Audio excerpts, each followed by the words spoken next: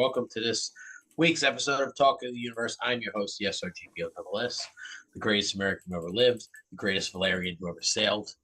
And I am joined by my personal consigliere, one half of the LFF Tag Team Champions, Mr. Brian Wade Schmidt, and the former, for the first time, Player of the Year, but still amazing guy nonetheless, Mr. Jeremy Steigerwald, a.k.a. Practice Site.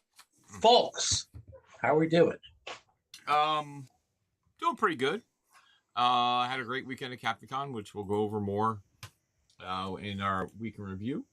I'm enjoying a nice chocolate protein shake right now because I'm hungry. Nice. Very hungry. I am still soupy deuce later. Jeremy, despite your grievances, how are you? I am still and eternally one of the members of the Players of the Year Club, so I am fantastic. I do have a large list of grievances, but that is not on the agenda for this week on Talk of the Universe, unless another one comes up, and I'll just trust that it won't. Oops. A couple Steve Weisers here. Oops. All right.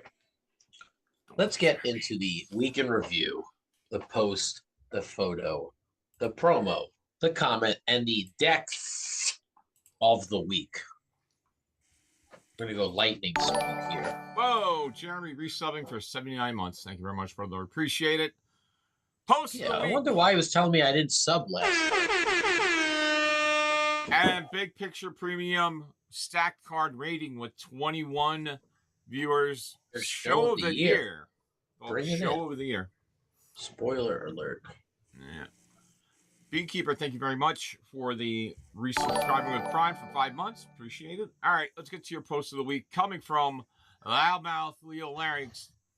In this world, nothing is certain except for death, taxes, and playing Matt Nealon in every top cut at CaptainCon.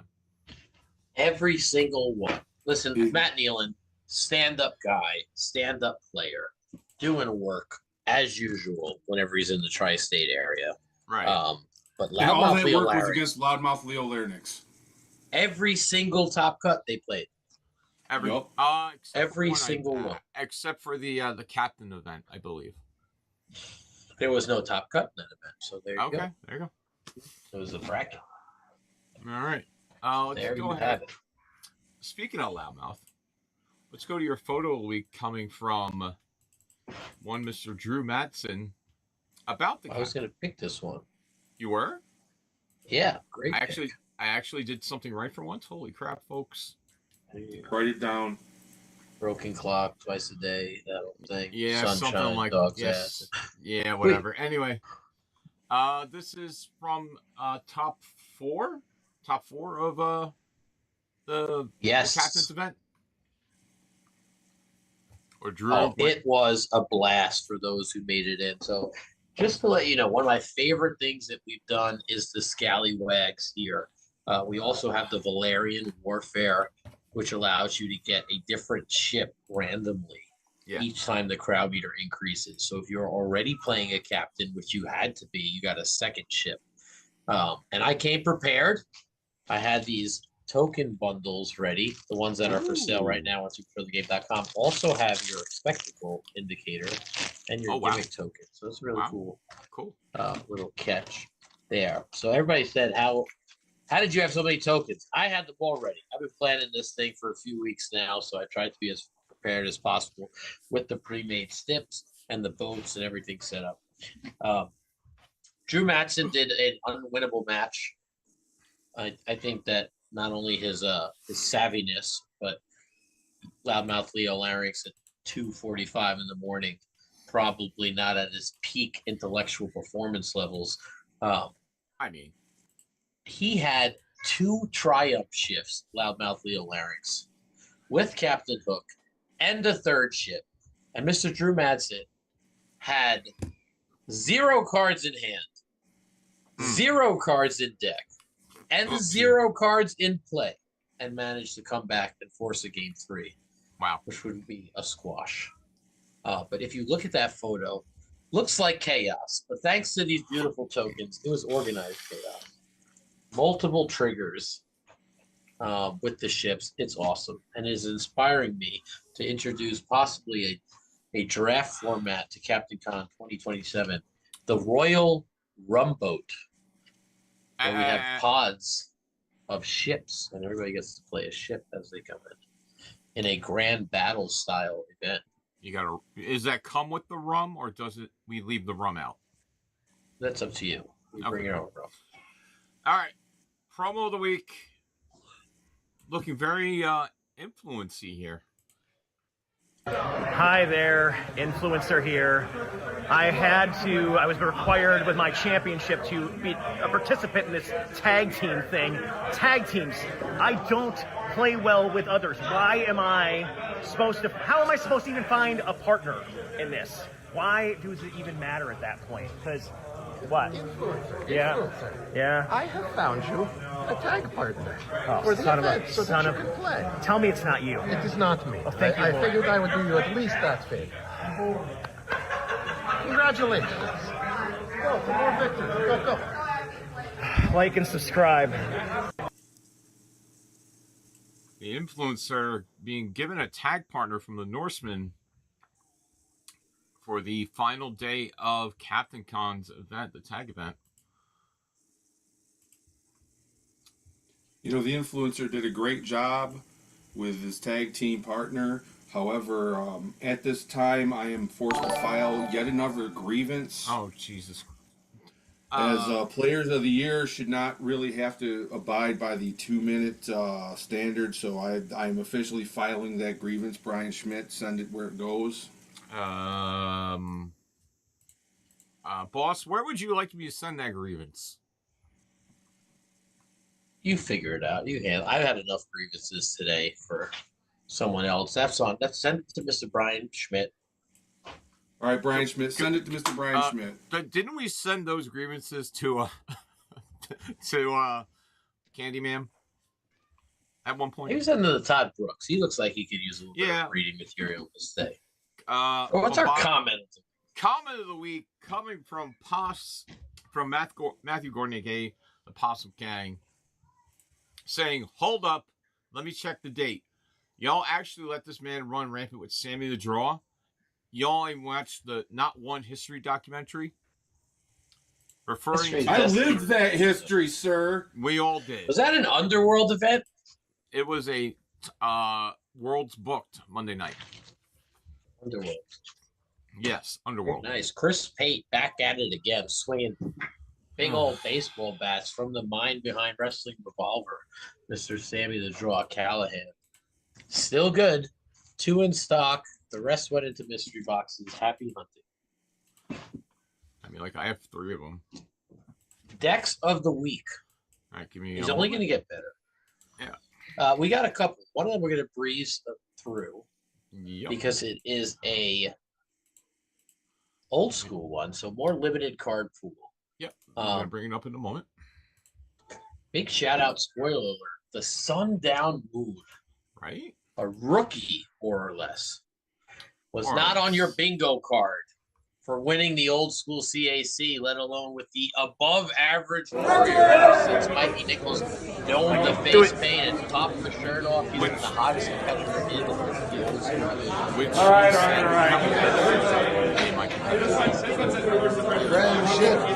Find somebody else. Friendship.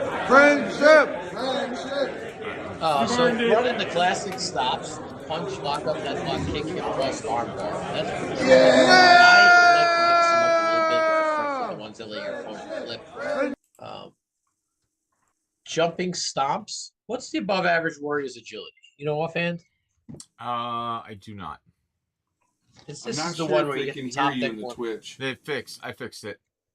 There shouldn't be a promo playing, folks. It was turned off.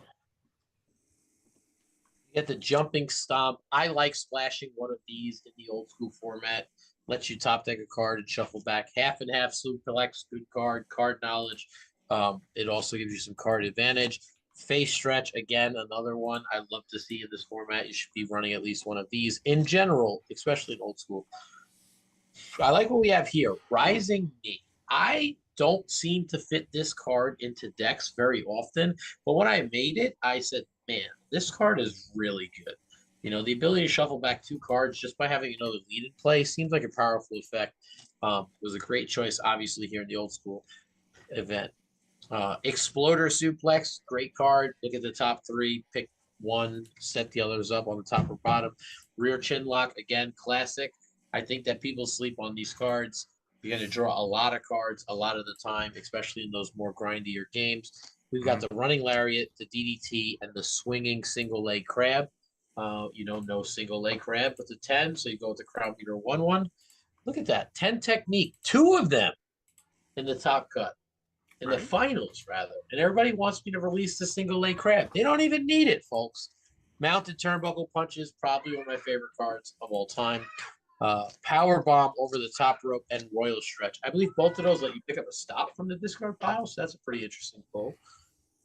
Elbow strikes, neck breaker, leg lock, clothesline, backbreaker, boot in the corner. I love that. Just classic stuff, clothesline, backbreakers. I run them in the old school format. I know a lot of people like to get fancy, but I like that one. Boot in the corner, I almost feel is a must pack in every format, especially here. We saw that it was the difference maker in the finals. Then Gamma Geary, Fall Away Slam, and Boston Crab. Nice little spread here. You're going a little bit more aggro, not fearing the boot in the corners and stuff. I was a little more scared. I played the stop pennies across the board. Yeah. Great design. Sundown Moon. I know that she did majority of this herself. She created this deck. She was short a couple cards. She reached out to Bombada. He made some suggestions, but this is all from the mind of the Sundown Moon. Incredible job. I'm going to say, pulled off a major upset. I don't mean to offend anybody. That Kobe Graham, obviously one of the best to do it, current player of the year. This was a fantastic showing, and she was able to squeeze out a really, really impressive victory. So great job by the Sundown Moon. I do like this list. Not what I would have expected to walk out of that. I think a lot of people had a bunch of different cards, and no quad H's in the finals, no Dicky finesses at all, no stickies at all, but fantastic job by the Sundown Moon. No hunks. Second deck of the week. What's up? No hunk Homelanders either. Hunk No Homeland. hunks. I tried to get one. Tried to force one in there. Yeah, I know. Next one up was always a blast to play Mr. Loudmouth Leo Larynx. This guy was up in there. He was chefing up Yolapuki, one of the characters I love designing for my expeditions down in Finland, trying to give Johan a little boost. Yolapuki, if you're not aware, when you have a submission or grapple in play, you increase the crowd meter for your effects by 2. So this allows a lot of shenanigans, including his spotlight card. So let's take a look at this deck list here. It's up. Hold on. Schmidt, you have it typed or just a picture? It's just a picture. I didn't have time to type it. Oh, man. Let me go pull it all up. There, it's right up on Knowing screen. Loudmouth Leo. See if it's on screen in front of you. Yeah, I'm going to just put my face up to the screen, read it like that. That looks real good. I'm going to pull it up on my phone, baby. All right. All right. All right. Loudmouth Leo Larynx. You'd be surprised this is in any order. It is. Look at that. So from left to right, we've got Chop Down. You know me. I'm going to tell you, you should have a friendly flip, at least one in your deck somewhere, someplace. Here we have it at number 1. You have the Turnbuckle Slams, which counts as 2, and the Double Knee Busters that count as 2. Snap Kiku. Interesting that his entrance card is Fate is on your side, by the way. Snap Kick. Soup and Sauce Toss. Chop the Groin. So we have 2 things that count as 2. Let's see what we're trying to trigger here. All right. Came in like a wrecking ball. Turbo Top Spin. Chop the Groin. So Turbo Top Spin is pretty cool. You're going to hit that when it goes into play, or if you already have a card in play, you're going to pump the crowd meter to get double value after it. Enjoy everything. Stalking My Prey. Un-American Backstabbers. This guy's deck is so all over the place physically that my read on it might be a little bit out of order. So came in like a wrecking ball, Turbo Top Spin, and Un-American Backstabbers. Backstabbers let you top deck 3 finish cards if the crowd meter is 2 or greater, which it usually will be with your gimmick. You could also play an additional card this turn. So that's a really awesome pack. What is the grapple version of that? I know that it's Bird's Eye View Kick. Is it Chugga Chugga? Chug? I think it's Chug, Chugga chug, Chug. chug. I Yeah, I think think it's it chug, is. chug, chug. Yeah. Oh, you cracking a Steve Weiser too. What? Then we have the Enjoy Everything to go savor the moment. Stalking My Prey, big fan of those cards. And Leg Scissors Sleeper Hold. Again, I love those cards. That's pretty instant action. Uh, Updated Splash, which if the crowd meter is 5 or greater, it is also a finish. It also unblanks your finishes. So you can unblank your spotlights, which is huge in this deck. I love the classic DDT and the bow and arrow. No tricks in 86 here for Loudmouth Leo. Then we have Terror Strikes, another way to pump up the crowd meter. Very cool. And then sticking with the theme, counts as 2 for your C1 stop 1 and counts as 2 for your C1 stop 1 submission. We also, again, sorry, these things are a little bit all over the place. Swinging Suplex and Tree of Woe. So a lot of finish spam potential there, which is very cool. Armenian Power Punch, the Razor's Edge, and the Steak Sauce of Submission. Loudmouth Leo loving these in this deck. I think I'd rather go, from Darkness to Light and maybe Super Dragon Leg Twist or Flipping Armbar, especially because you have a spotlight. But obviously the proof is in the pudding. He performed very well with this the whole weekend. Power Punch grabs the strike and the submission, which is a nice couple cards to grab because most of the times you're going to leave that grapple in the discard pile. Then look at this. Mayhem Mole line ×3. Doesn't even care that he doesn't have any sort of grapple stops in this deck whatsoever. Why would you care about stopping stuff when your finish rolls your breakout rolls are +5? So we have the finishes that he went with, the Northern Lights. That's the if stop text. The Finlandia Slam. If the crowd meter is 3 or greater, your breakout rolls are +2. And then the Silent Night Symphony, which is interesting. Your finish rolls are plus the crowd meter. And then unless you guys both rolled submission or grapple, which would be a trigger for the older version, your opponent gets breakout roll increase. But like as you're pumping the crowd meter, you can get a pretty big bonus on this finisher. And this is again just pure chaos. I wonder why he has these count as 2 stops across the board. Is there actually anything that does something with this that I'm overlooking? I mean, I don't see anything here that would make him play the count as 2 stops. Again, maybe that's what he had on hand. Yeah, I mean, this is a very loudmouth Leo Larynx thing to do. But very cool. Very awesome deck list. Lots of people have reached out to pick up cards to do something similar. That is your deck of the week, courtesy of Mr. Loudmouth Leo. He said he had Fate is on your side because he could not find a Leveling Up the Union.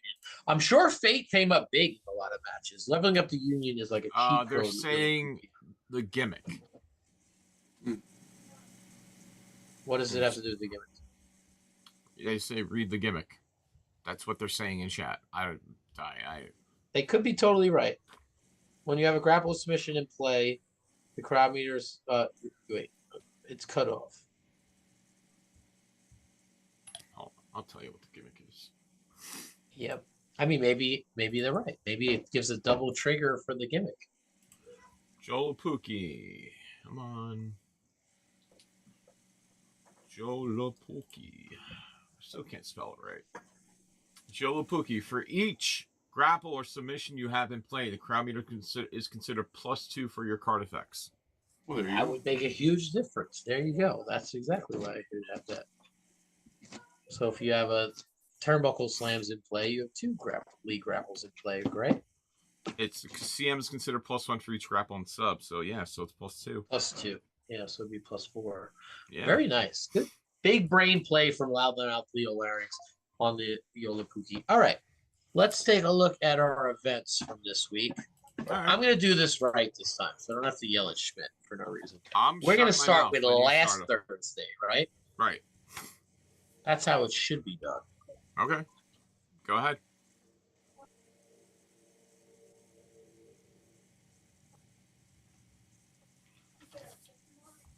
Remember, folks, our phone lines are open as well, too. 845-320-3949.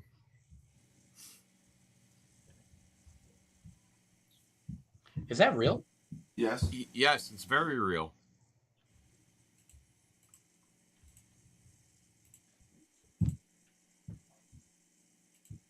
Thursday night. The Captain Con event Was Thursday Captain night. Con. Was there an event hosted besides Captain Con? I believe Jay ran something. Let me see if it's in the all right, so I'm gonna go first. We're gonna go through the Captain Con kickoff. There was not. No, there was no other event. Dude, can you believe this? Pat Mulligan, his time to shine. This feels like a lifetime ago. Before we went to our top cut, Pat Mulligan 4-0 as Harrietta. Ian Chambers, second place with the King of New York. Gold Standard played by Taylor Schwab, and Jeff Fox as Foxworthy. Those were your top 4 spots. Loudmouth Leo, Highwater, Ever Stevens, Phoenix Reborn, and Candyman Dan as EC3, and Sam Stanton as Evilise. If we cut back to a top cut, this is what you love to see. Just tons of events going on this weekend. Kickoff top cut. Bombato is the one that ran it. I know Bombato will be joining us a little bit later as well, too. My What best did he buddy. run? He ran the Thursday night event, he said in the chat. He ran it into the ground. No, You just said it was a good event, and then he ran into the ground. He promised us a Bombato appearance, and he took it back from right up under our nose. All right, we had Jeffrey Fox as Foxworthy taking down Highwater as Loudmouth Larynx as Highwater. The Phoenix was being played by Everett Stevens, the Star Maker, who took down Taylor Schwab as the Gold Standard. Ian Chambers, the King of New York, defeated Candyman Dan. And then Pat Mulligan would defeat Foxworthy, and Everett would defeat Ian, setting up Pat Mulligan versus Everett Stevens in the finals. I cannot believe the run Pat Mulligan had, 6-0 with the Bearded Diva. That should have been Deck of the Week because there had to be something spicy in there.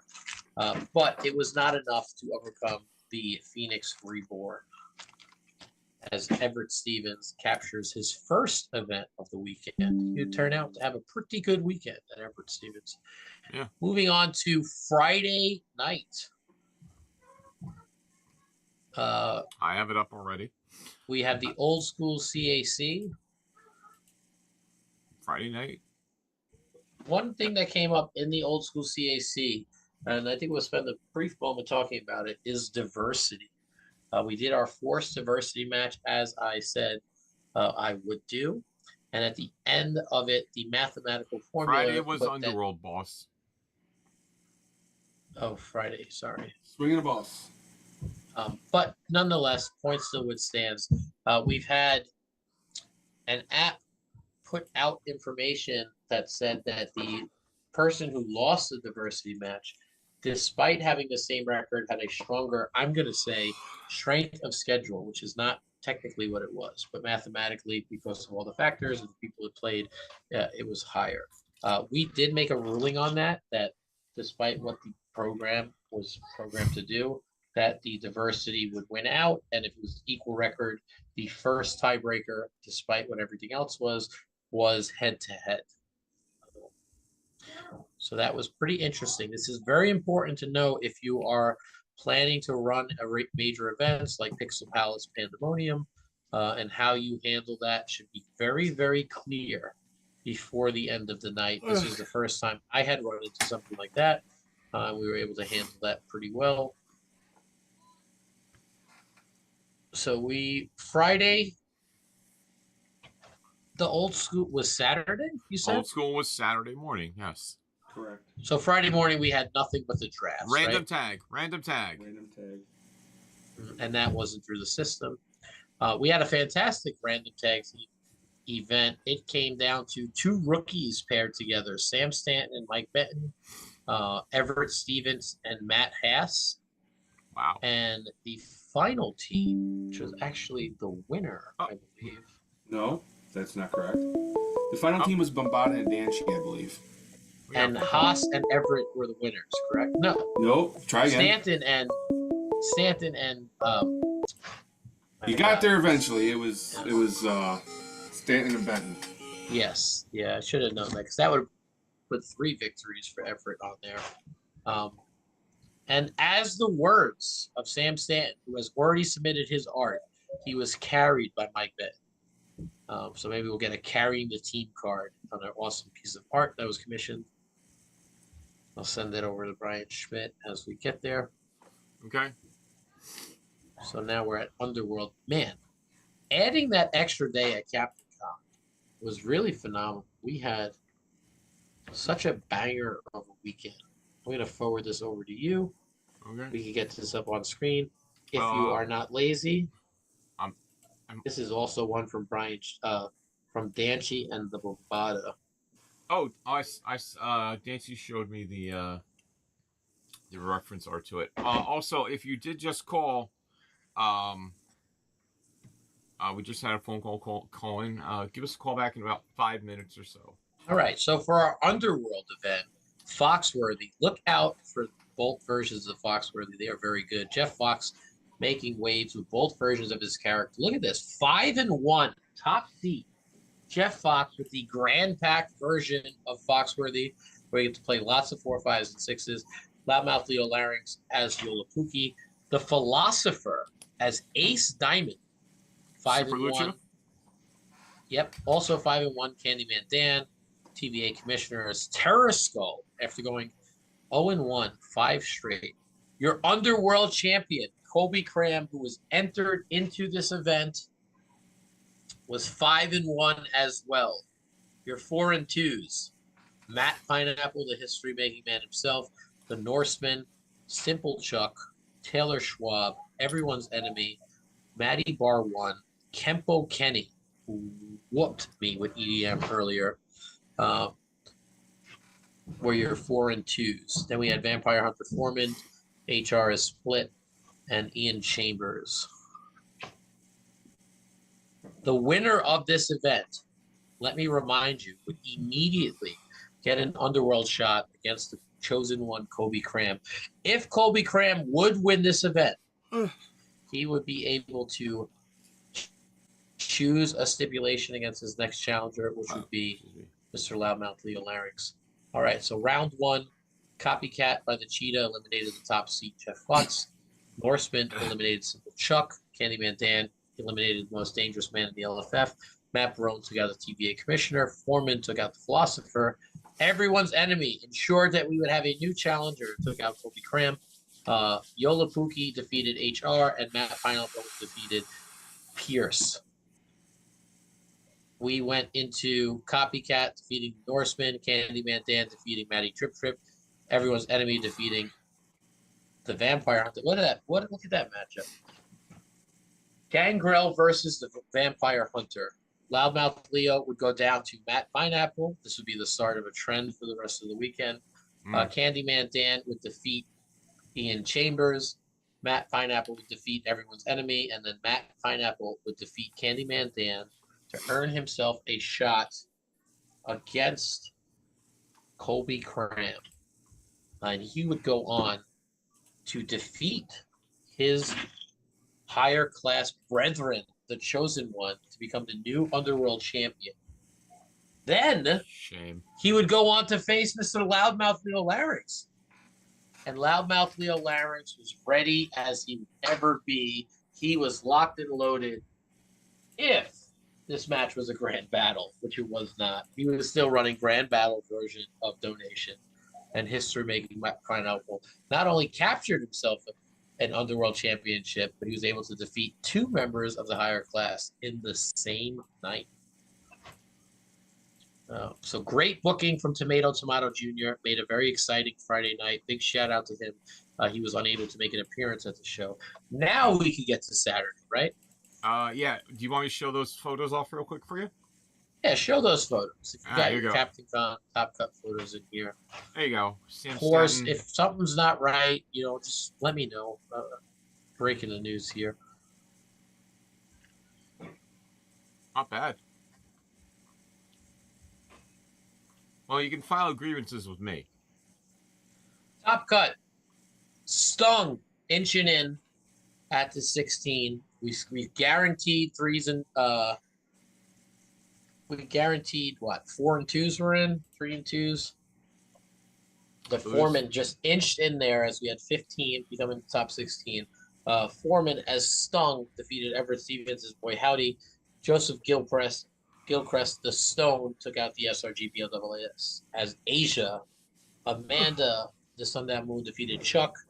Schnur over Matt Pineapple gets redemption. Ethan, not a brand new player. This is a player who is at Captain Con 4 or 5 years running. One of the young boys, as we call them, beats one of the best players in the game, Ryan Pierce. TVA Commissioner defeats HR. Colby Cram defeats the Philosopher, and the Bombada beats Ian Chambers. Ethan then takes down the TVA Commissioner. Look at this young boy. He's on fire. Sundown Moon takes out Loudmouth Leo. Foreman takes out Gilchrist. This is inside a steel cage, I believe. And Colby Cram takes out the Bombada. With a 6th finish roll, folks. 5-5-5. Above Average Warrior, played by Sundown Moon, defeats the Foreman. Colby Cram defeats the young boy, who was his only loss playing El Blanco Diablo. To set up an amazing finals match in a main event where the Sundown Moon, I believe, had an organic crowd meter 2 because there was the ability to pump it to 3 that wasn't taken after a boot in the corner. Got himself a victory. Amazing top cut. We got the Foreman, the Sundown Moon, young boy Ethan, and the Chosen One, and somehow Amanda, the Sundown Moon, goes over Colby Cram. And I want to say a very heartfelt thank you to the Chosen One, Colby Cram, who for me continues to be one of my favorite people to discuss Super Show with and things in general. But I want to just say, Colby Cram, there were several members of the Tri-State that might have not had many experiences with you. And at our local, one of the big topics of conversations were how much of a pleasure you are to play against. They say he knows his stuff. He always makes the game enjoyable. He's got a really good demeanor while he plays, and I agree with that. Another person that I feel like that, Candyman Dan, top tier player, never kind of puts pressure on you. These are guys that are a pleasure to play against. But I just want to let you know that get you some flowers here. A lot of nice things said about you on the East Coast this Monday night. Saturday night, that's the award show event, right? Yeah, that was the award show. Schmidt labeled all these events, so they're very hard to. How are they hard? This is known the award show. Because I think they should have been like consistent, Captain Con Underworld event, Captain Con Worlds event. Let's see where we're at. I'm trying to scroll on down. Right now. Award show open event Top Cut. Yeah, that's the Top Cut, which I have open on my my screen right now. We cut to a top 16 after 42 players. Your top 16, Danchi, Father Light, Pierce, Macho Manny, Gilchrist as the Mortician, the Dexter version, HR as the Fey Dragon, Mike Benton as Hook, Simple Chuck as Night Terror, Everyone's Enemy as Cassandra, Dread Pirate Tech Support as himself, Swaggy as Prince of the Sea, Norseman as Norseman, Matt Pineapple Draculina defeats Yolapuki. Who would have guessed they would play? D2 Hammer Edition goes down to Everett Stevens, Dr. Mila Mai. The Flame Fighter as himself takes down Big Match Pete, I believe. Top 4, Gilchrist over Ryan, Chuck over Dread Pirate. Swaggy goes down to Matt Pineapple. Everett Stevens takes out the Flame Fighter. Chuck beats Joe Gilchrist. Matt Pineapple is defeated by the Star Maker, and the Star Maker defeats Simple Chuck, giving him his 2nd victory of the weekend and 3rd finals appearance. So all the people who said that he got jobbed out by the prize fighter during their feud of the year, I don't know, man. 2026 might be looking real bright for Mr. Everett Stevens. Last thing before we get into the tag team event that's not finished, and we'll continue. All matches must be complete before the end of February. We had the Scallywag event. Let's see where this bracket is hiding. Create a Captain Valerian Warfare at Captain Con. 22 folks signed up to create a pirate. This is a format that will probably be used next year, almost in its exact same phase. They were single elimination, best of 3. When we got to top 4, it was Valerian Warfare match number 2. After a round of play-ins and actions, we were down to Loudmouth Leo Larynx playing Hook. That was formerly a Hans Mesmer deck. Took down his higher class brethren, also as Hook Simple Chuck. Agatha Mai went down to the Foreman as Agatha Mai. TVA Commissioner as Blossom Time defeated Joseph Gilchrist as Blossom Time. Jeremy Steigerwald as Blossom Time defeated Bob Dunn as Commodore Terrascope, who a lot of people said was the favorite for this event, which made me back off my favorite character. Thank you all very much. Everyone's Enemy as themselves took down the Norseman as a Dread Pirate. The SRG BOSS took down the Flame Fighter. I was using Marcus Samuel Selmore. Jeff Fox on a roll this weekend. Bartholomew Hook defeated Matty Bar 1 as the Dread Pirate, and Taylor Schwab as Deerfield Bullgeyser beat Matt Pineapple as Deerfield Bullgeyser. Dude, Taylor Schwab's Deerfield Bullgeyser deck is nasty.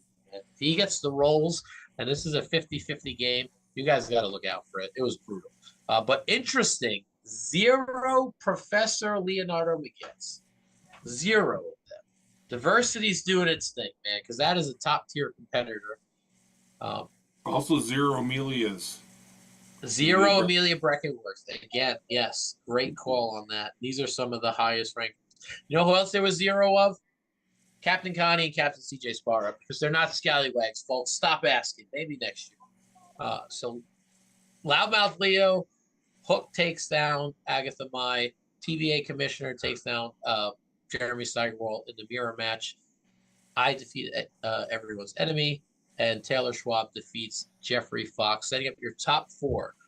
Loudmouth Leo, Bartholomew Hook, TVA Commissioner as Blossom Time, myself as Marcus Samuel Selmore, and La Penguin as Deerfield Bullgeyser. So we have all diversity out of the way for top 4, which was wonderful.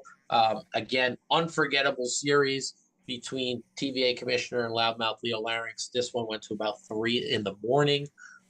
Me and Loudmouth Leo, me and La Penguin had a banger of a series as well.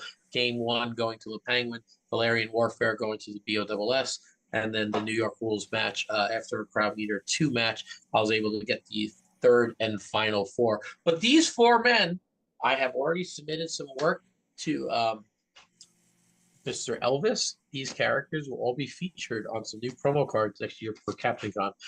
In the finals, I have to say, this was a blur. It was very, very late to the hour. Myself and Mr. TVA Commissioner, we usually have some bangers. No disrespect to my opponent. It is just sheer exhaustion and willpower. I think I won this series 2-0. I know at one point he was running all the stops that forced me to bury. Very Trey Cantrell style, which made my deck very, very slow. I think I sludged through it. And then in Valerian Warfare, I got 2 beastie ships, which let me pick up the finishers. And in none of the matches was I able to use the beastie ever to pick up finishers. I was still able to power through and win myself a CAC with Marcus Samuel Selmore. Thank you for the put over. Before the finals, I had announced internally that I would be giving the CAC to the runner-up, and I've been working with the TVA Commissioner to create a brand new character. But But very interesting to see the finals. I don't think, again, on the bingo card. We had Blossom Time, Marcus Somore. Neither one of us using discard ships. He was using the speed ship, and I was using the Beastie, which I think is an excellent ship. But it was a ton of fun, and I'm not just saying that because I won the event. I hope everybody else kind of enjoyed it.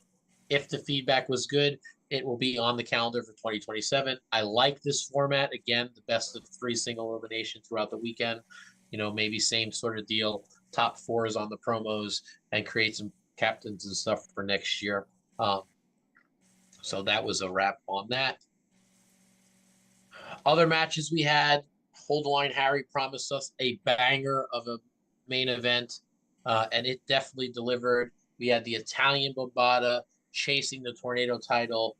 We had Robert the Brain Dunn, arguably one of the greatest Tornado players of all time.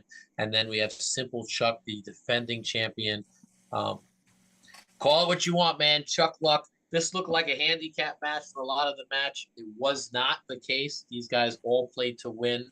Simple Chuck, played the Brian Schmidt strategy with the pop and twist, going for the count out, playing from the discard pile, get rid of the cards in his hand. And I believe at Crowd Beater 4 around 3:30 on the Eastern Soundboard AM, Simple Chuck defied the odds and walked out of Captain Con. That's 2 consecutive years in a row the Tornado champion was able to defend their title at Captain Con. Great booking, great event.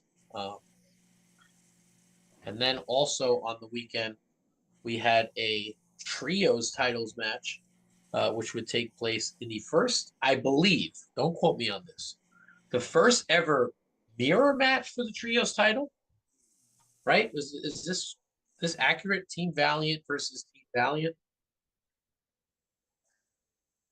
Yep, so Valiant versus Valiant. Mr. Cheetah, the fastest man in the LFF, was taking on Cowboy Dan, and the Cheetah was able to get this victory done. He jumped ahead very, very early, looked like a scary moment for the champ. However, unlike the last defense, the champ was not able to dig himself back out of his hole, and Ian Chambers accomplished one of his favorite things ever. He's been looking for this over the world title, got himself a trios title. Congratulations to my friend Ian Chambers. Wonderful job defeating the gorgeous and very well-dressed Cowboy Dan to become the trios champion. There was also a tri-state title match between the Norseman and the Influencer. The Influencer would take the most prestigious title in the LFF, and he would do some more table shenanigans to retain. Later, it was signed off that he would be taking on the Candy Ma'am, as per the GM, Mr. John Press 1P, and that match would take place at a later date. The final thing that we had, unless I'm missing something, which is very possible, is a tag team event, which is ongoing. There are a few teams still left in that. We'll keep you updated as we go on. Looking forward, folks. Anything I missed? Jeremy, thanks for having my back through all that.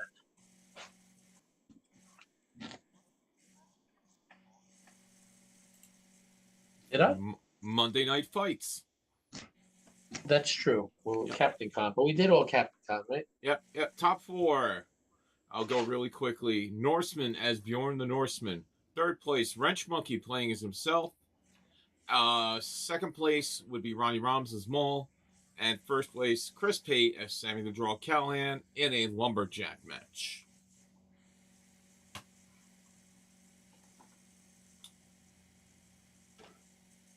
Great to see Wrench back in the action. Ronnie Rom still crushing it here. Great work all around. That's where, what year is it? It's 2026, and Chris Pate's still killing it. Saturday, you had an event hosted by Mr. Ron Rumble, I believe.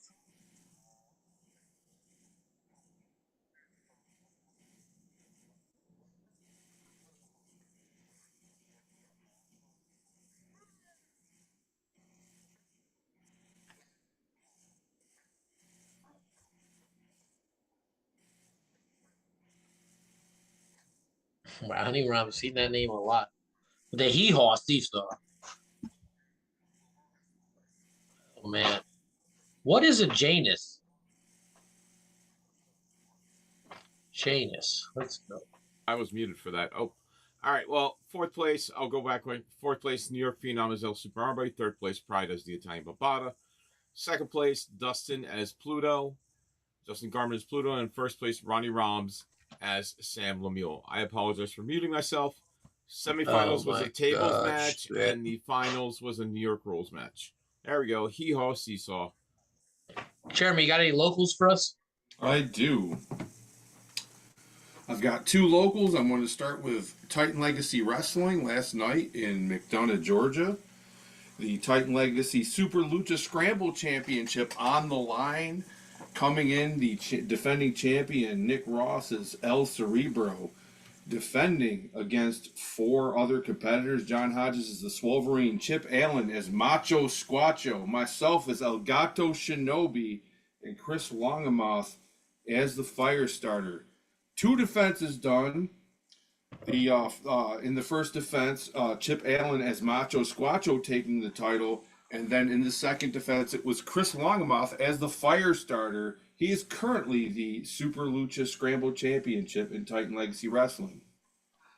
The Titan Legacy Championship was on the line. Normally, these are one-on-one matches, but the champion said, I'll take on all comers. That was Chris Longamoth as El Campeón de las Lamas.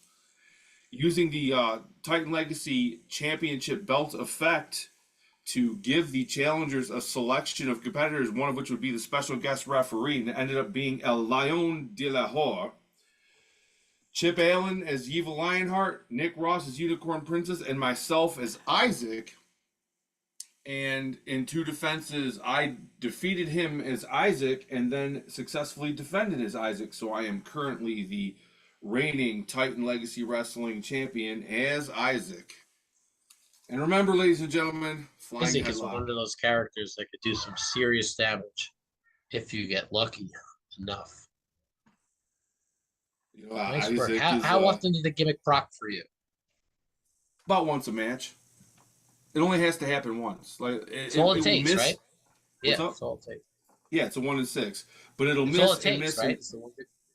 Yeah, it'll miss and miss and miss, but then if it hits once, it changes everything. So that was Titan old design. That was Titan Legacy. We also had Rip and Ship on the 2nd in Long Island, New York. The night started out with a defense of the new Rip and Ship Tornado Championship. The champion Razzle Dazzle as the Young Bucks took on the New York Phenom as Twisted Aggression. The Phenom showing why he's the boss of the arena, according to the reporter, the Phenom, as the Young Bucks go down to the team of Rage and Mr. Pop and Twist, your winner and new Rip and Ship Tornado Champion, the New York Phenom. Swiss tournament thereafter to celebrate, spoilers, Rip and Ship winning promotion of the year at Captain Con, well deserved. Top 4 as follows. In 4th place, Google Docs Dan as Homicide. In 3rd place, La Penguin as Deerfield Bullgeyser. The finals was a last man standing match. 2nd place, the New York Phenom as Super Lucha El Super Hombre. But winning the event, more spoilers, the new #1 contender to the World Heavyweight Champion. That would be Matt Haas as the Hidden Threat. With the Hidden Threat, I was very impressed that Taylor Swift was able to be taken out. That deck is a menace. But if anybody could do it, it's the man himself, a Super Hombre played by Jason Poisson. Last competitor standing to close out the night is always fun. You better buckle on up. Now you have a story to tell after that matchup. Great weekend. John Press 1P played Nick Nemeth 3-1. Lost out to the strength of schedule because he played me round 1, and I got absolutely smacked around for the rest of the night. So he just barely missed it. It was announced as a top 4. Mr. Poisson tried to pull some strings, tried to call Robert the Brain Dunn, make it happen. And he eventually came to his senses and stuck to his top 4. And the player of the era, unfortunately, a rare missing of the top cut. I'd like to congratulate you on finding new, clever, devious ways to eliminate John Palverino from tournaments. Yeah, like the really clever way is like making the GM enforce the rule he stated beforehand. It was wonderful. On a serious note, very happy birthday to Mr. Jason Foisson. You're a wonderful person. You are a great GM. You've done really amazing things at Rip and Ship, helped build that promotion up to promotion of the year. As you see, 14 players this week. We've been growing. We've gotten a lot of old players to come back, a lot of new players to join in. So fantastic job there. John Polverino, you still owe me money for chicken sandwiches and burgers. I haven't forgot. I'm waiting for you to offer. But yes, we had a delicious meal, but that one was not on me. You were going to split that bill 50-50, my friend. Anything else to cover for the weekend review? Yo-Yo Chicken gets the seal of approval from the BLWS.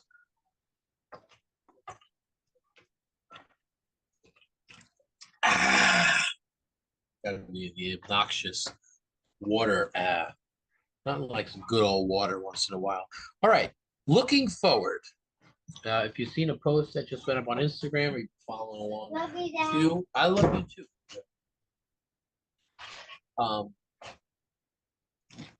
Yes, we'll do that quickly, but just very fast. I want to go touch on this. Wrestling Revolver and Arrival. I said huge signings. Paul Walter Hauser is an actor that I've enjoyed across many, many platforms. You know, obviously the big ones, Cobra Kai, fantastic show. Very much enjoyed the Fantastic Four movie. Not a 5-star film by any means, but enjoyed it. Enjoyed Bowman. I'm gonna go look to watch some Blackbird, as that was enough to get an Emmy. I've heard very good things.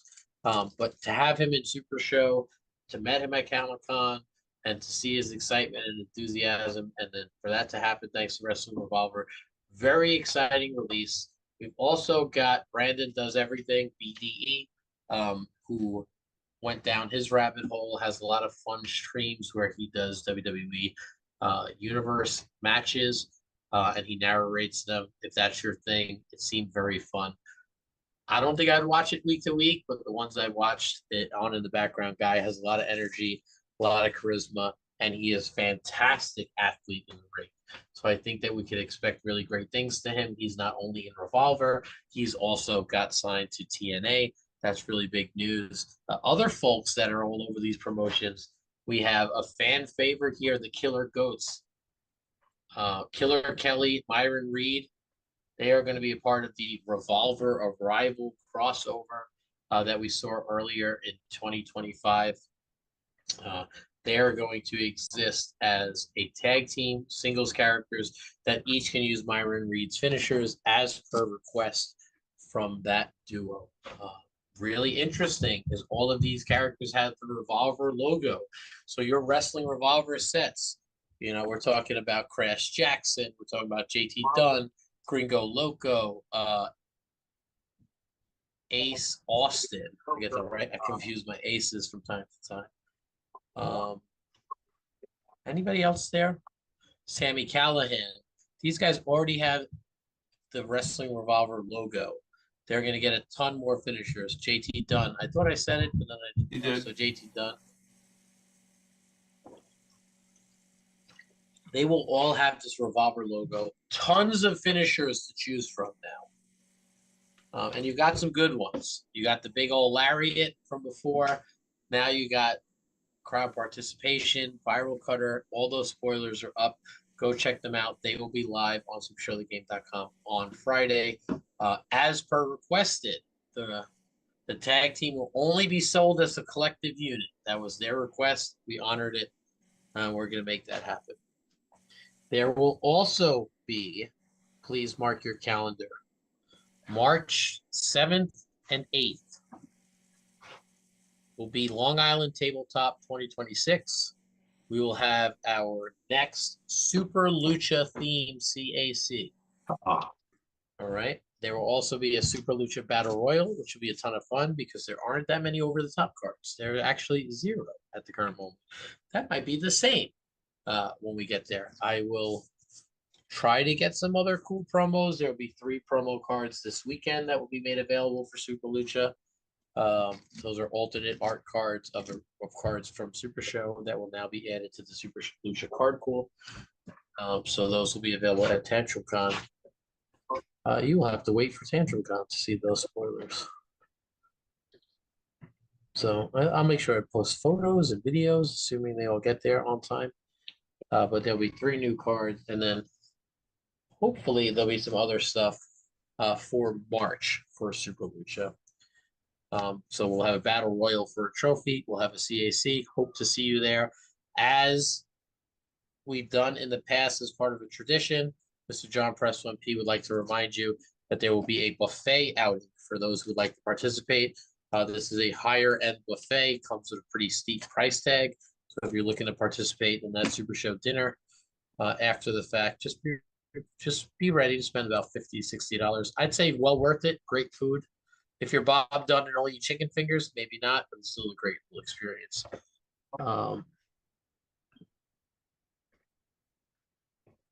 Let's see. March 7th and 8th, in my backyard.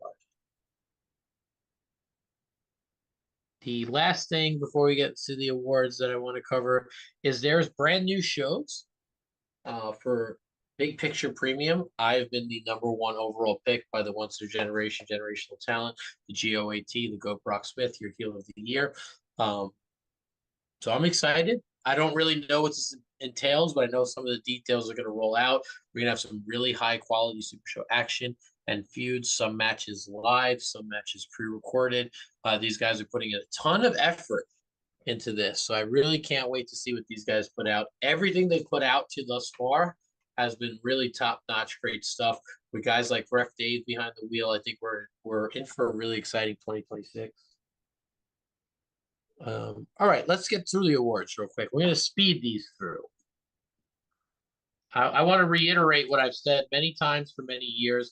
The award show is a celebration of this community and everything that has been accomplished.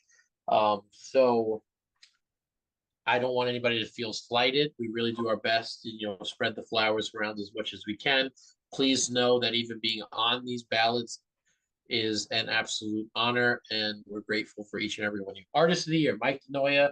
I think this is gotten right. I think Mike DeNoia has improved tenfold. I think his speed, what he's been doing, he brought together the baseball bat deck, barbed wire decks. The grand packs wouldn't be the same without him. Just the quality of work and the speed of what he's doing it every day. Huge shout out to Mike DeNoia. Forward me that. He would love to see that. Promo of the Year. We talked about Big Picture Premium. Ref Dave is just money in general, no pun intended. The debut of the money ref or the bad boy ref. This was a fantastic promo, really set the tone for what we could expect from Ref Dave, and it was a high bar. It was awesome. Promotion of the Year, Rip and Ship. There are a lot of great promotions that have been doing it pretty consistently. Rip and Ship had the Lucha Weekend, which was fantastic. We really, as I said, we've gotten a lot of new players to come and go. Lots of starter decks and stuff that has been moving. Really great job that has been done from Mr. Jason Foisson. Obviously, Press 1P has also done a ton of work to make sure that stuff grows. We appreciate those guys. Best ring gear. It's about damn time. Colin the Chrononaut. I don't know. Maybe you've been time jumping too much. Looks fantastic. Dresses to the 9s or maybe the 5s, depending what. He just looking good, top to bottom, from the sunglasses to the suit to the hat. Fantastic job.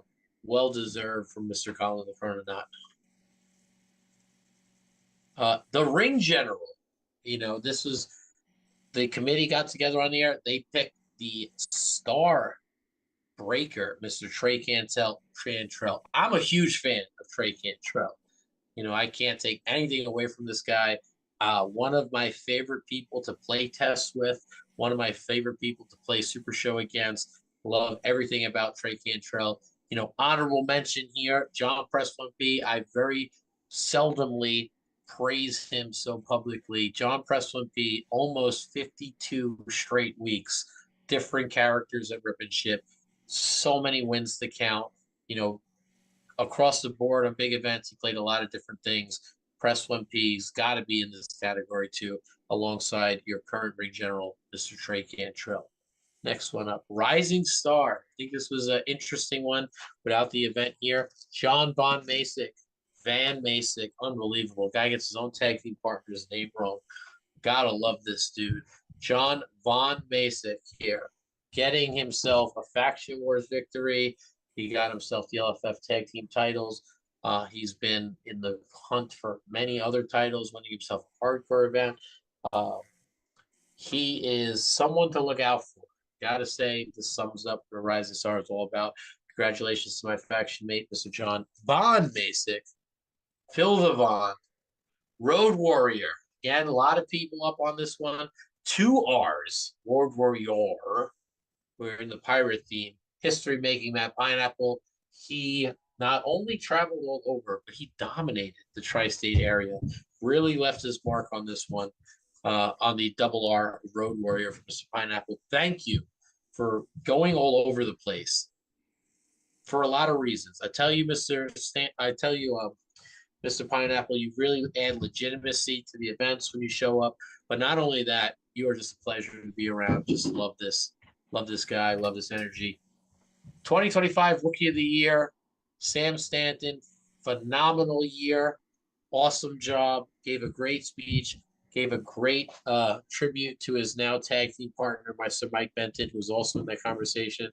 A real solid dude, solid performance from your now Rookie of the Year, Mr. Sam Stanton. Shock of the Year, Ricky Riot cost the Collector the World Championship. Yeah, I mean, obviously this is such a polarizing moment here, right? And I think what made this so shocking was the fact that the bell rang, the hand was raised, the cannoli tank fired off, and then Ricky Riot, all he had to say was no. I mean, one of the most unforgettable moments in Super Show history. Ricky Riot costing the Collector Sean Loeb. Love both those guys.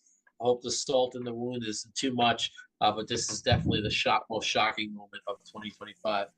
Show of the Year, stacked card, great job. I mean, this is giving you quality deck tech, quality Super Show content. Again, I got high praise for this show. This is something that I've always wanted to be weekly discussed. These are some private phone calls I have where we talk deck tech, but to have it out in the open where people can talk strategy and build decks, these guys are doing an awesome job. They're also helping people out privately and, giving us deck tech. I love everything about Stack Card. I hope we see it weekly for many, many years or shows like it. The Showstopper Award, we talked about it. He stopped the show at the Grand Gathering, so many other big matches. You never know what you're going to get when you see the Collector Sean Loeb. Deck-wise, very, very innovative of what he does. Almost all of his matches deliver, and that's why he's here. You want a big-time match, you put the Collector Sean Loeb in it. Simp of the Year, Simple Chuck with the GRUMP. Still loving the Grump, even in his absence. The guy is not even around. He's still getting praised top to bottom by Chuck. That'll get you Simp of the Year. Steve Resk Award winners.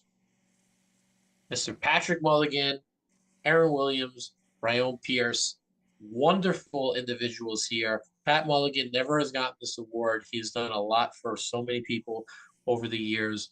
Again, Aaron, just pure kindness, top to bottom. Very generous, always personifies what Super Show community is all about. And that's just being there for a good time, despite competitive natures, just being a pleasure, always looking out for people, doing nice things on the down low. And Ryan Pierce, man. Ryan Pierce traveling the world, winning CACs, giving them away. And again, we're talking high-level play to the max from Ryan Pierce. Always does it with kindness, always does it in a fashion where it's enjoyable to play with. And the guy takes down some of the biggest events with the top prizes and it's handed him out. I believe he's done about 3 already. He's on a world tour. So wonderful job, Ryan. We appreciate you. Tag Team of the Year, cram it up your gas. They went bell to bell, full year of defenses, broke the record, tied the record, won a triple threat, cram it up your gas, the GRUMP and Colby Cram. They gave us a lot of action. They gave us a lot of fun stories with the Grand Gathering matchups. I think this is absolutely an amazing choice, cram up your gas. Trios Player of the Year, Ron Rumble, 2-time Trios champion, right? Well deserved, on absolute fire. Ron Rumble had a great 2025. Great to see his name still in the award show for great 2024 on the 2025 calendar. Next up, best hair. You know, I thought Zach was a front runner here. You guys spoke. This is the fans very heavily voted for Jeff McPeak. The beard is hair, folks, and there's a lot of TLC into that thing. So yes, it is hair. It doesn't say top hair. It says hair in general. So Jeff McPeak with that luxurious beard, good work. Keep lather, rinsing, and repeating, or whatever you do to get that thing looking so fluffy. Best new signing. Say his name and he appears. Joe Hendry, absolutely crashed the website, sold out instantly, bought back a ton of copies from TNA, sold those to, threw a couple of mystery boxes this week. This was one of the biggest signings. Guy is breaking the wrestling world with his music. He was on Impact. He was in the Royal Rumble. He was at WrestleMania. He went on to win an NXT championship. Very, very excited to have Joe Hendry in the game. I think you guys also voted him top one. Botch of the year. I have to say, Cheetah, you turned this around. I got to give credit where credit was due.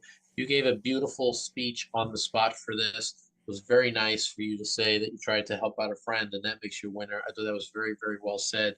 But yes, please don't make decisions regarding the LFF without doing the proper channels. We've welcomed a lot of you guys into our company and in the kayfabe world and give you some power and authority to decision making. Please don't abuse that. Please don't take it further than you need to. Run through all the appropriate channels before you make some decisions. Next, breakout star of the year, Joe Gilchrist, who I confused for the dude this weekend, which I still not sure how I did that. Undoubtedly was so incredibly dominant. And I think the Rust Belt always knew how good he was, but it wasn't until he got to Origins and some of the online events that he beat, Press 1P 3 straight times in a weekend. Joe Gilchrist really earned this. He's been around for a long time, and this kind of is exactly what Breakout Star is already about. A guy who's been around, but then has a truly, truly dominant year. Great job by Joseph Gilchrist. We've seen him do a lot of innovative decks. We saw the KJ Impala run really far into the CAC. He's always kind of thinking with those berry stops. He did great with the Mortician. He kept it up in 2026, but very well deserved by Joe Gilchrist. Cameo of the year, Grand Machine, showing up at GG5. You guys know how much this meant to me. You guys put me on the podium. I lost control of my emotions. Again, mostly happy emotions. Bittersweet. I don't know. I would never describe it as sad. It was just a really beautiful moment. It's something that, I really dreamed of, being able to show my grandmother in the most pure, authentic way how much she means to me and how much she means to the community and how much those little sacrifices that she made for so many years really built something special. And again, I can't thank you guys enough for the reception that you guys gave. Again, and my grandmother is almost 100 years old. She's been through a lot. She said it was one of the greatest moments of her life. I mean, I'm talking about several kids, marriages, so many different things. What you guys gave her was truly special. And again, you guys saw the emotions from me. It was really great. Savor the moment. Is that spelled right? Or is that our third typo here? It's spelled correctly in the In French? in the British form, so Yeah. you can do Savoy. it with or without the U. Cool. Well, we like to do it with you here. Savor the moment. 2020. One of the few 2020s. There are lots of talks of characters. I think Project Spider is working very well. There's been some talks about ships and some things. The only thing to get 2020 here was the Savor the Moment line. I will tell you, playing with it, with the errata, to me, just feels right. It feels like it was the intention from the beginning. It feels like it's kind of back to earth, back to normal. Yes, it was so good it should have been a skill card, and it was not. But realistically, you're in the position where you play a follow up, you instantly get a card from your deck. Now on the next turn, there are going to be two choices. You're going to either blank your opponent's gimmick or play a finisher, right? So like it's still fantastic. Will it be one or two of them in every deck from now into perpetuity? Probably not. What we've seen in the past is it doesn't matter if a card is a 15 and it gets errated down to an 8 out of 10. People are not going to play it just that remember the olden times of how good it was. So we're going to see how this shakes out.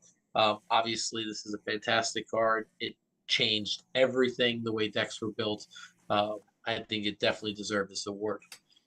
I will say over the past couple weeks, it gave me two hilarious moments where opponents played the second card before realizing what Santa Boss did. Oh, such a great addition. Thank you. Santa Boss won me 2 membership challenges this week. Made my life so much easier, Jeremy. I like just took my normal boss deck, which is what I use predominantly for a membership ring challenge. And I was just like, oh, nice. You're using a keyword character. Guess we both have no catchphrase of the year, disgusting from the Possum Can. And it was. A lot of disgusting things went down in 2025, and you kind of summed it up.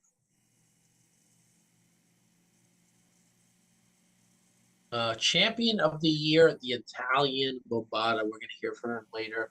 What was it? How many defenses? He might be in here. He'll tell us. He went through the mill as the hardcore, booked his own matches, won them all, switched his character, got himself the Marcel Award, which is super fitting, as he was one of the reasons we got Marcel in here. Commentator of the year, the GOAT, the once in a generation, generational talent, the GOAT, Brock Smith. Great job by the GOAT being a consistent voice for Sunday Night Fights. Company Man Awards. This is an award that is new, about 2 years running, means a lot to me. I greatly appreciate guys that don't officially work for our company, but really are devoted to the game and the community, and they kind of go above and beyond to help out, really epitomize what it is to be a member of playing it forward in the community. Robert's Brain Dunn cannot say enough about how much he's transformed the community in general outside of this scoring app that he's created that really redefined everything that we've done.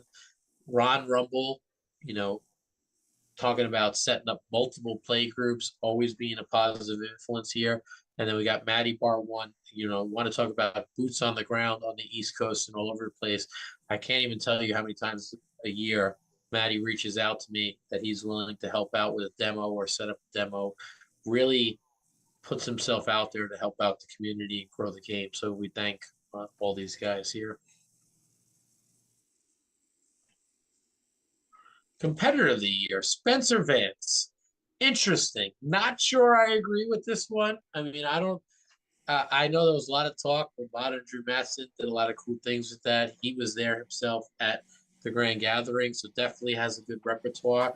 I think you want to talk about competitors. You got to talk Moonstar here. Moonstar, instant errata, dominated his first 4 showings before getting some changes. Still more tricks being uncovered. Got to talk 64-bit Casey again, probably the most polarizing character of all time. Almost ruined my life on a Monday night. Ruined so many other people's here, but Spencer Vance definitely deserving. Not sure if I would have pulled the trigger on this one here, but nonetheless, your competitor of the year, Mr. Spencer Vance. Best cosplay. I like this one. Titan as Hunk Homeland. I don't know what came first, the horse or the cart or the carriage, however that saying goes. Supermania or Hunk Homeland trumped up, but I feel like you can't separate the two. And besides looking awesome and getting this whole character done, Titan has really done such a great job of being one of the many faces of Supermania, which has become a mainstay and a staple here. So love this decision here. Deck of the year, back to Spencer Vance. Dominating performance by the champion, by the fever dream of Drew Masson. This is a very cool deck. I think it's getting double votes here from the fans because you had 2 different things. A lot of great decks this year. I loved Hold the Line Harry's Quadruple H, putting that steel chain one on the. But this is your deck of the year. I got John Paul Reno chiming in. Soy sauce. Don't be ending random people to our group chats unless they play. Digital event of the year. The SRG Olympics. This was a brainchild of Mr. John Presswood P. and General Manager John Calais. 2 years in a row, I think it went fantastic. I said I thought it would be a disaster. It was not a disaster. It was really great. I think it was a ton of fun, great storylines, great friendships built. Wonderful addition to the Super Show world and the Super Show Olympics. Patent pending. Event of the year. ACCW Level Up 2. These guys put in so much work throughout the whole year.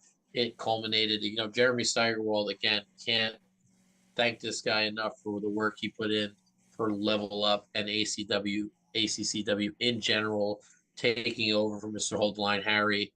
Fantastic event. Brian Lee took that down. I was on the sideline, as was Jeremy, but I don't think you could go through this 2025 award show without acknowledging all the great things that ACCW did, even if this is a send-off for the Level Up group. I want to say something right here because I overheard other people saying that ACCW itself was gone. That is not true. That is not true. That is right. ACW is a place. Is a people. It's not a place. Face of the year. I thought this was a really cool call. One half of my favorite tag team, Mr. As Good as Gold, Johnny Eldorado. I mean, Johnny Eldorado is 10 years probably into Super Show, dressing the part, always a blast to be around, always an advocate, growing his play group locally, awesome champion, awesome promos. You saw that triad match. I mean, you want to talk about high-level competition with a smile on your face and having fun. Johnny Eldorado, you are very well deserving of being the face of the company. Maybe one day you'll be world champ. But right now, you hold the most exciting title in the LFF, and we'll have some 2 new challengers. Faction of the year. I had a lot going on. I wish I could have said way more in the speech. But, basically, I feel the mentality towards the crime wave has really changed. We were kind of looked up as a footnote, as a faction. Now we gain a lot of respect. And I appreciate that. I always looked at my guys as the underdog. We proved that wasn't true. We had a fantastic year. We defeated the Constellation. We went and captured several title belts after that. Overall, I think there were a lot of great factions. I really and truly mean it. Crime Wave deserved this award almost 100%. Very proud of that team. In 2024, I said that it was our goal to win Faction of the Year and Faction Wars, and the fact that we executed is something I'm very, very proud of. So shout out to my guys here in the Crime Wave. Feud of the Year, Star Maker, Prize Fighter, Chef's Kiss. I know some people, I heard stirrings of people saying that this sort of died down. How could you say this died down? In the match of the year at the Grand Gathering, the Star Maker did not help his in real life friend, Prize Fighter, with the biggest prize in the company on the line. I mean, if that build up from the beginning of the year, even earlier than the year, into the main event of the biggest show of the year, where we saw Chris Pate and Sean Lowe couldn't coexist, or maybe it was just Chris Pate. I mean, just phenomenal storytelling from both these guys. And they continued the feud going on. Just bravo for both of these. A fantastic job for this. Huge shout out to Norseman and the Void. But this one just got it on the big stage. Speaking of gimmick of the year, the Norseman. I mean, this guy's out here looking like Uncle Fester. He's painted bright white. He's dressing up. He's speaking in tongues. I mean, wonderful job by the Norseman. Limited the gimmick for most of the year.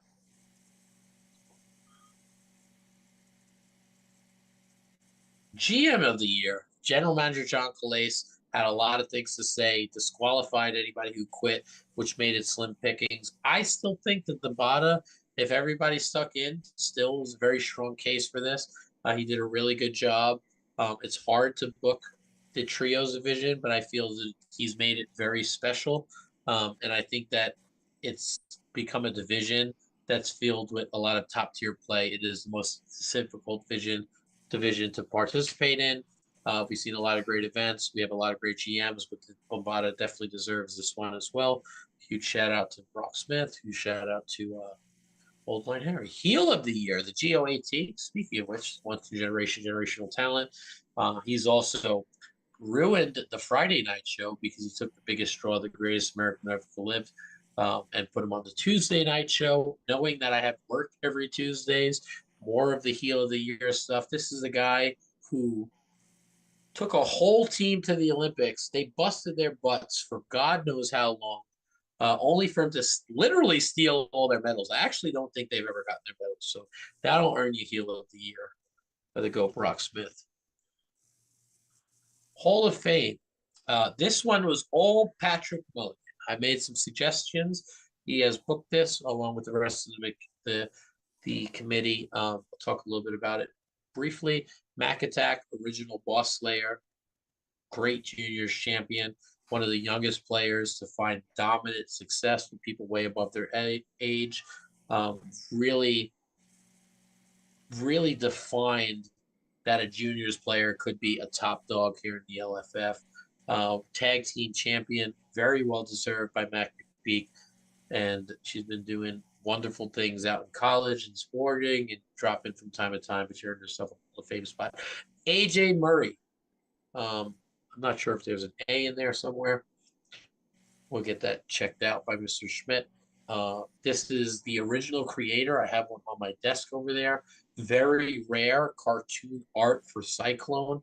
Created the Cyclone. This is a Hall of Fame worthy character. Two incredible characters, World's Division worthy. Great stories coming out of the Hurricane Shane Helms. We have the Category 5. Once we signed a deal with the Hurricane, I showed him the Cyclone. He loved it. And he loved the idea of changing his finisher to the Category 6 to be a little bit stronger than the Cyclones. The Bailey family, a.k.a. the Pack. Michael Bailey has done a lot for the game over the years, not just security. We have his wife, Belinda, the Nemesis Raccoon who came with it, Sin, the referee, and of course, the very wonderful Unique, who now has also been helping out at shows with some great social media videos and photos. Big shout out to Unique. Pager Rager, Pagarag. Pager Rager is the first female to win the Gen Con World Championship. And in what dramatic fashion was it done? Had to defeat Victor Brick first in a triad match, which was one of the most incredible matches of all time, and was able to do that. And then one-on-one, when he was 9-0 in the match we used to do, you had to do double elimination if you were undefeated going into it as the GM favor, and she was able to do that while pregnant too. And then Schmidt is glazing over. A shock to me, General Manager John Calais inducted into the Hall of Fame. I did not think this would be the year for it. Patrick Mulligan went up and decided that the general manager, who is still active, would be going into the Hall of Fame. And I think, obviously, one of the most deserving people of all time to be in the Hall of Fame. You can't have the award show. You can't have Faction Wars. You can't have SRG Universe. You can't have any of this stuff without General Manager John Calais. As a character, he's given us more stories than we could ever dream of. What a wonderful human being. So happy for all of his success here at SRG Universe and in general, being a great dad. What a wonderful guy. Love John like I could love any other human being on this planet. So yes, was a shock to me, but it is a wonderful inductee. Next up, Hype Man of the Year, the influencer guy has been really grinding, set up the Discord at the end of the year. Set up the content creator event at PAX. That was a ton of work. You want to talk Hype Man, you got 12 social media influencers to participate and sign up, all while eating donuts. Fantastic dude. Great job being the Hype Man. Jobber of the Year. Now going to be the Flame Fighter Award. I think that this is a great time for the Flame Fighter to go back to back because I don't think he is going to be a jobber for much longer. I said to him this weekend, Tim, I used to love jarring you in events because you're always a pleasure to play with. You're a very nice guy and used to be a real easy W to put on it. That is not the case anymore. Sometimes it takes a lot of repetitions. This is clicked on all four fronts. He has become a fantastic player, a fantastic member of the community. But nothing will ever defy the legacy of the true jobber of the year, the Flame Fighter. It will be the Flame Fighter Award. The irony is that when he accepted the award, he was undefeated in the event. And that's why I said there's no way that this guy will be continuing to be a jobber. I mean, jobbing is a huge part of wrestling. If people don't get that, it's definitely not an insult. Being able to make your opponent look good is a skill. Being able to participate in a match and win, lose, or draw being a great pleasure. It's always a great thing. Match of the year, John Calais tried to steal this award. Thank you to the union for doing an inquiry and getting this overturned. Lots of alcohol flowing, so it was a little choppy here. But nonetheless, they still got the work done. And the rightful winner of this event, Fatal 4-Way, Prize Fighter, Star Maker, Collector, Ricky Riot, Grand Gathering, World Heavyweight Title, False Finish, Drama, Crowd Meter 7, everything you could ask for. This is the best match of all time, in my opinion. Moment of the year, again, you guys overwhelmingly voted this both times. This was just such a special moment for me, for my grandmother. Just means the world to me. Thank you so much for putting this twice. My grandmother called me yesterday, and she was so funny. She goes, it was actually yesterday, and then today I spoke to her. She said, "How did the award show go? Did I get those awards you told me about?" I say, "Yeah, Grandma. I called you when I was on the podium. You don't remember? Everybody was cheering your name." And she said, "Oh, that's right. You got to forgive me. I'm getting a little old. I forget sometimes." So it was a really cute moment today. But again, that's what I'm trying to tell you. This woman has dedicated her life to our family. She gave the past decade, in part to me and my company and to you guys. And to give her something so special while she is still, good enough to get around and be cognitive is really something special. So thank you guys so much. Best new promotion. A lot of great ones here, but Meeple Venture Dojo, these guys have been very active.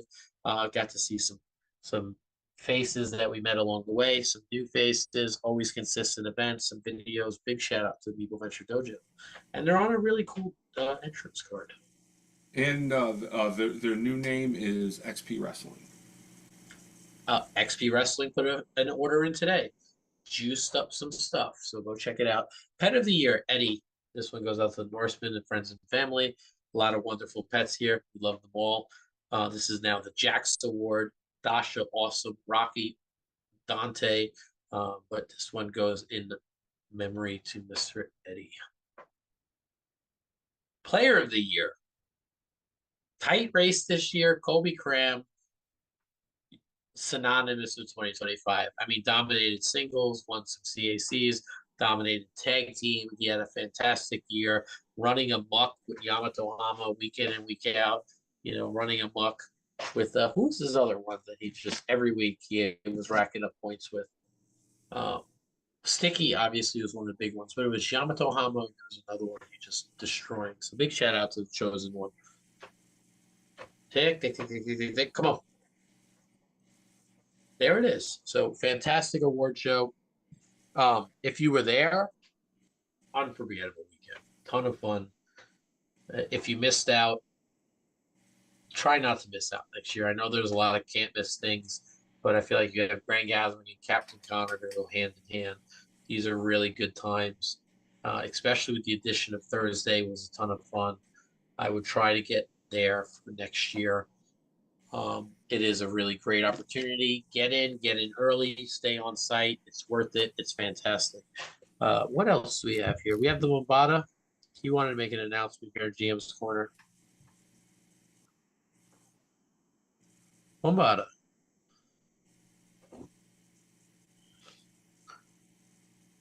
Much like the Tri-State Tag Team title match, Bombada did not show up. There he is. Look at him dressed to kill here. Hey, GM has to dress like a GM. That is true. Very good job. Yeah, at least you're not making a shark do your job today. Hey, he wanted the team with Brian because I can't stand Brian, so I allowed it to happen. Really? Really? I have Yes, footage. really. I have I That's was AI. there! I That have footage is Bring footage. in the shark? Anyway, That GM. footage is AI. No, it's not. It's not real. No, it's not. All Anyway, right. Well, are we you in know, GM's corner? We are in GM. We are. Do your business. All right. First, I just want to thank everybody for making me the GM of the year, Bombada. It was long overdue.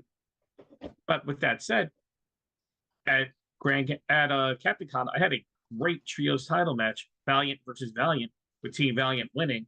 This one piloted by the Cheetah, Ian Chambers. So he needs a defense.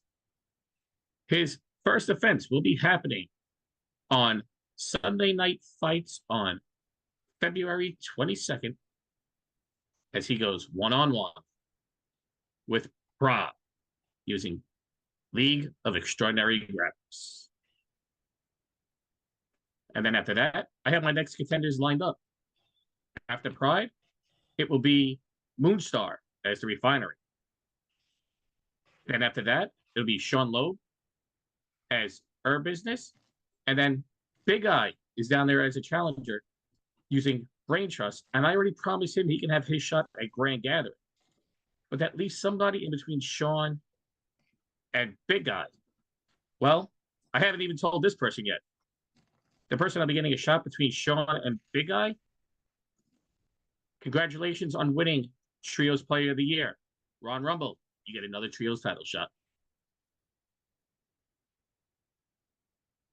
Trios Player of the Era resume trying to build. On a message from another GM, Mr. Hoboline Harry. He is congratulating Mr. Sibylchuk on a phenomenal defense. He says absolutely brilliant stuff. There are 3 teams left in his holiday extravaganza. That is Rowdy Ron, looking to take down another one as the Ninja Firebirds, the GOAT, once in a generation, generational talent, who decimated the last tag team event as the Law and Paw back in December.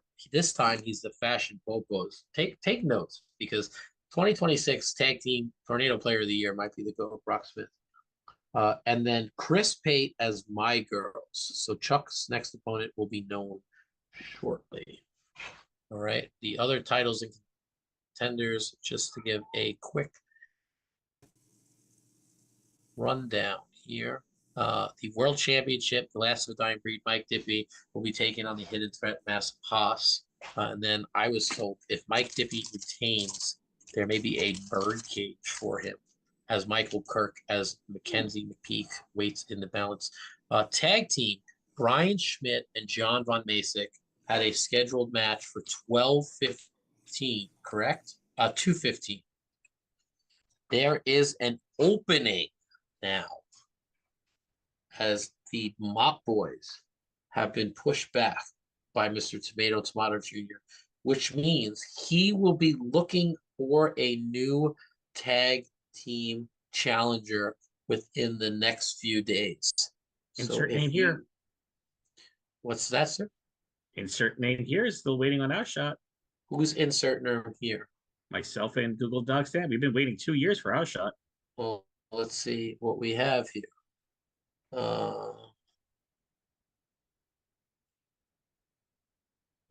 We have lots of people. We have people waiting here. We have the Brain and Tim. We have Chuck and Zach. We have the Animal Kingdom, the Peaks, the Transatlantic Express. We have the Dude and Gilchrist, Titan and Brimer, DTF, Possum Kang and Trey. Lots of folks here. So Tomato Jr. is going to be looking to have somebody fill that 2:15 date. So if you want to reach out, it's not going to guarantee you anything. It couldn't hurt. Old school title match. Simple Chuck as the Brewmeister versus Dr. Paulie is booked, and it will be 3 stages of hell: a singles match, an old school steel cage match, and an old school steel chain match.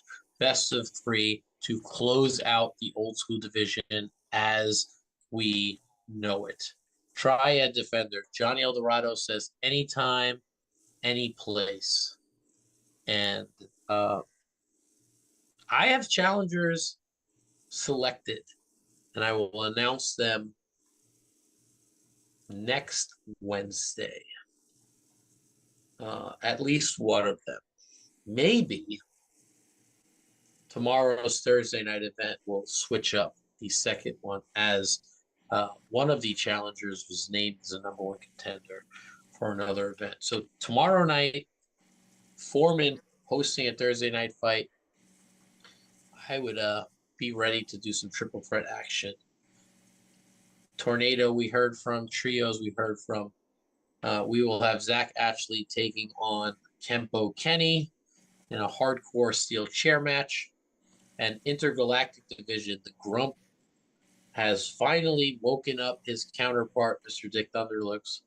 And next Wednesday, he'll be kicking some things off. So we'll see that. Let's hope that this goes off without a hitch, or Mr. Dick Thunderlooks will be on the unemployment line. So that's what we have here in GM's Corner. Super Lucha? Super Lucha is pending. We had a challenger lined up. Mr. Tomato Jr. has possibly rescinded that title shot. We will get some more details on that, on who is going to be the next opponent for Mr. John Press 1P and the Lucha Snake Pit. Doom! I don't know. I mean, if you want to see that title, if you want an additional title shot, get yourself to the Long Island Tabletop Convention. Maybe. Maybe you will be. I've heard that before. Anything else we need to cover? We have the CCC.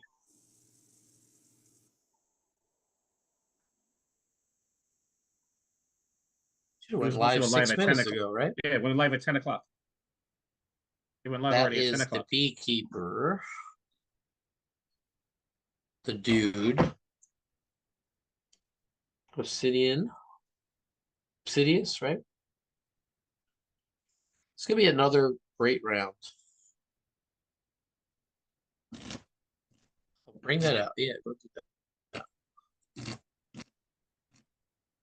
And the third person in that, and the fourth person in the match is DK, the postal employee. Dale Kessel. Del Kessel. Very nice. Mr. Schmidt, will you be doing anything for Expanded Universe? Because I will be on a plane tomorrow.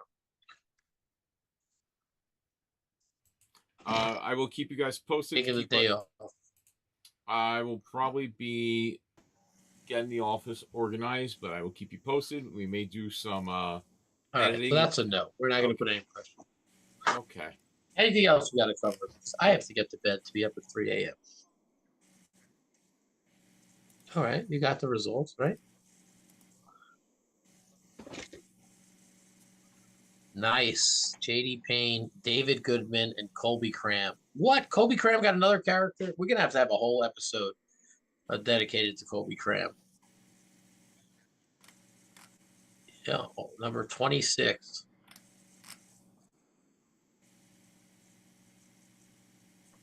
What was the shock? That was Royce Keys. That was Royce Keys. Yes. Yep. And do you have the prize here listed, Schmidt?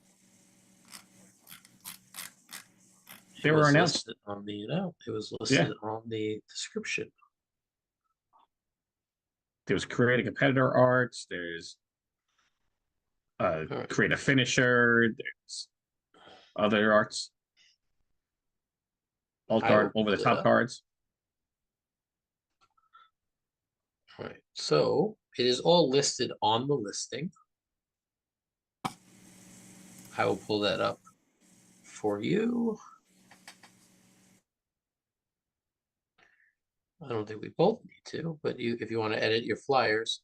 All right. So most eliminations: Jason Poisson, Joseph Gilchrist, and Scott Meister. You may create a finish card. Shortest time. Neil Sheen, Phil Ramada, and Mike Benton. You have one, an alt art over the top card.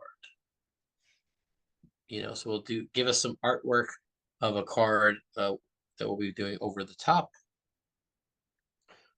Shock of the Night wins a mystery box minus dice. So make sure you guys, if you want to trade in dice, now is the time, people. We've got our Cardona Kickstarter filled with Ikazo dice, which is something.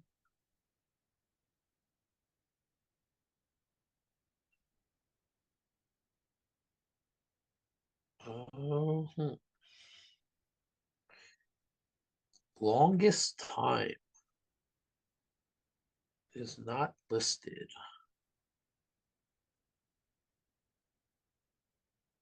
And you have a graphic for that. Yeah, longest climb is not listed as a prize here. But I will. Who's on that list? Douglas Romer, Joe Williams. All right, I will cook up something cool for these individuals because that is not listed on there. But I will. I will get a response for you guys very shortly. Women's. Shortest time over the top. All right. Shock of the Rumble, Mystery Box, Carlos Lumbre, Matt Barone, Bob Dunn. That's Brie Bella. Most Elimination. Lash Legend. Yep. Who was it? Lash Legend. I don't even know who that is. The girl on there.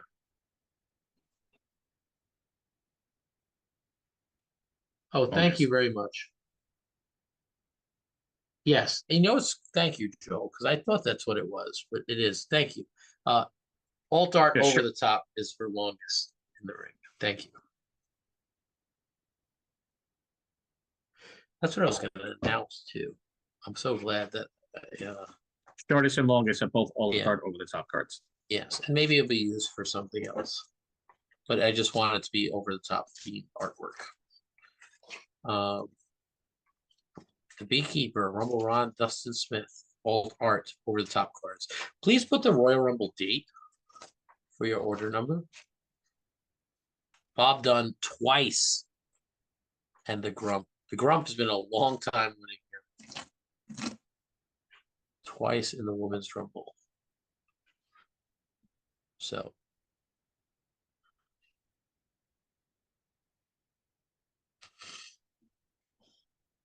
Michael Kirk asked if Nemesis would be the first ever animal inducted to the LFF Hall of Fame. And I hate to break it to you, but all of us humans are animals, Mr. Michael Kirk. So no, he is not the first. Is it the first four-legged? He maybe, yeah.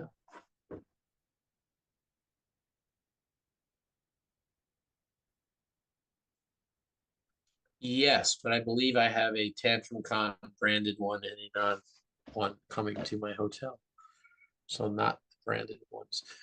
Cards that are going to be in your 1 through 27 grand packs. So that means that they'll be eligible for 1 through 27s, payoff packs, grand packs, and mystery boxes. I have put all the counters to follow-up stops. So if you have commissioned one of those, you can request them. They may not ship out till Monday, as I will have to coordinate my shipping team in getting that. But they are in mystery box payoff packs, random 1 through 27s, including the ones that went out for retail stores this week. So those, you know who those are. It is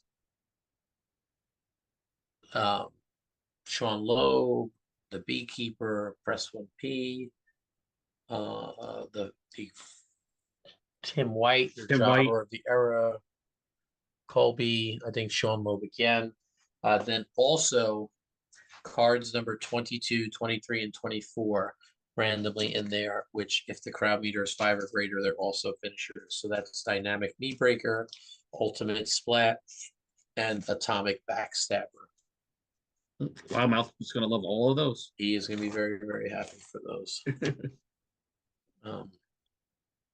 I think that's it. We had a rules question that came up, and it kind of split the crowd at Captain Con. So I just wanted to go over it briefly for a quick way of the universe. If you play a card that blanks or unblanks a gimmick in some capacity, you won't get the trigger of hitting it until the next time. So the question that came up, and it saddens me because I'd love to see Chicken Wing Cutter get infinitely more better. This is one of my favorite cards. If your gimmick is blank when you hit a card and then you unblank it, you don't get that trigger because your gimmick was blank when you played the card. Grievances. Grievances have been You filed. still won the match.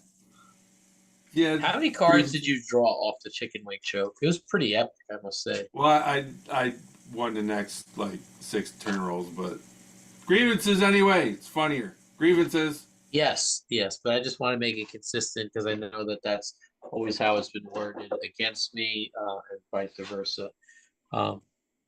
But huge shout out, man. I love seeing the Chicken Wing Cutter do friggin' work. I had the 7 and the 9. You had all 3? Nice. No, I had 2 of them. Oh, I thought you said 7, 8, and 9, 7, and 9. All right. I don't know if there's anything else that needs to be covered. We hit our itinerary here. We ran a little bit late, but again, it's only one episode a year that happens immediately after the award show. Thank you very much. Does this phone number work, or are you guys yanking my chain? It works. Apparently, you got a call during the show, though. Yeah. Oh, wow. That's helpful. All right. I'm going to say bye, man.